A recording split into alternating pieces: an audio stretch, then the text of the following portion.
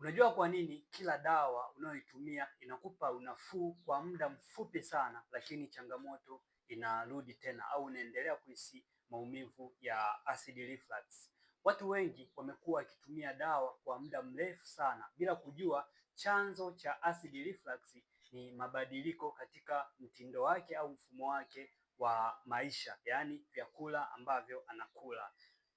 Ili uweze kutibu changamoto ya acid reflux na uweze kuondokana nayo kabisa, cha kwanza inatakiwa uzingatie ratiba ya kula, kama kula kwa muda sahihi, kula vyakula sahihi, inamaanisha kuachana na vyakula kama soda, vyakula ambavyo vinakuwa na viungo vingi na vyakula ambavyo vimekuwa vimekaangwa. Hivi ni vyakula ambavyo vinaweza kukuathiri sana. Kwa hiyo inatakiwa uachane na hivyo vyakula, lakini vile vile inatakiwa utumie matibabu sahihi ambayo yanaenda kusafisha mfumo mzima wa mmeng'enyo wa chakula na kuweka sawa kiwango cha asidi. Kama umekuwa ukiteseka na acid reflux kwa muda mrefu na umetumiwa dawa kwa muda mrefu sana, basi inatakiwa uingie kwenye program ya ushauri wa vyakula ambavyo vinaweza kusaidia kuweza kutibu changamoto ya acid reflux, lakini vile vile matibabu ambayo yanaenda kusafisha kuanzia kwenye kiini cha tatizo.